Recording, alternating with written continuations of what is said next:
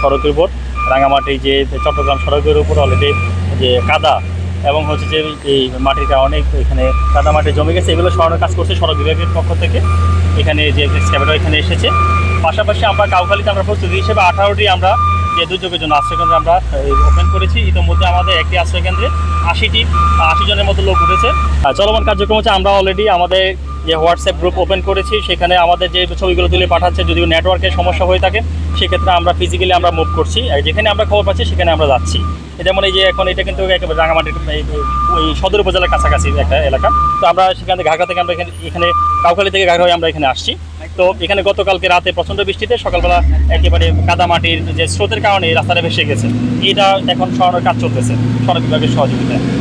আমরা যেখানেই খোঁজ পাচ্ছি আমরা সেখানেই মুভমেন্ট করার চেষ্টা করছি। গতকালকে সন্ধ্যা থেকে রাঙামাটিতে ব্যাপক বৃষ্টিপাত হচ্ছে। বৃষ্টিপাত হওয়ার কারণে রাঙামাটির জেলা শহর ছাড়াও বিভিন্ন উপজেলাতে পাহাড় ধসের ঘটনা ঘটছে।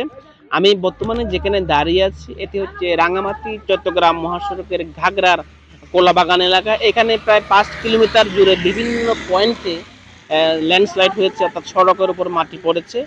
এই যে মাটিগুলো সরিয়ে যান চলাচল স্বাভাবিক রাখার চেষ্টা করা হচ্ছে। এখানে উপজেলা প্রশাসন, সড়ক বিভাগ, জেলা প্রশাসনের কর্মকর্তা কাজ করছে। মানুষের মধ্যে যেন দুর্ভোগ না হয় সেটা তোর আপ্রাণ চেষ্টা চালিয়ে যাচ্ছেন। তো একটা বিষয় যে আমরা যদি বর্তমানে এই যে জায়গায়, অর্থাৎ অলরেডি রাঙামাটি চট্টগ্রাম মহাসড়কের এই যে গোলাবাগান এলাকায় অলরেডি একদিকে পাহাড় ধস হচ্ছে সড়কের উপরে, অন্যদিকে সড়কের পাশ ধসে যাচ্ছে। তো এর কারণে আসলে পুরো রাস্তাটা আসলে এক প্রকার ঝুঁকিপূর্ণ অবস্থা বিরাজ করছে।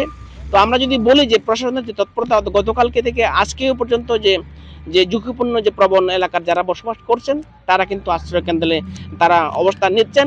তো সবকিছু মিলে আসলে যে বৃষ্টিপাত হওয়ার কারণে, অর্থাৎ আজকে যে সকাল থেকে যে বৃষ্টিপাত রেকর্ড সেটা কিন্তু আমরা পাবো হচ্ছে আজকে সন্ধ্যা 6টায়। তো আবহাওয়া অফিসের যে কর্মকর্তারা, আমি তাদের সাথে কথা বলছি আজকে সকাল, তারা বলছেন যে যে সকালে যে পরিমাণ বৃষ্টি হয়েছে সেটা কিন্তু আসলে বড় ধরনের বৃষ্টি হয়েছে। তো সবকিছু মিলে আসলে রাঙামাটির যে বৃষ্টির কারণে যে মানুষের যে দুর্ভোগ, আতঙ্ক এবং ঝুঁকি বাড়ছে, এই হচ্ছে আমার কাছে রাঙামাটির যে বৃষ্টি পরবর্তী সর্বশেষ অবস্থা।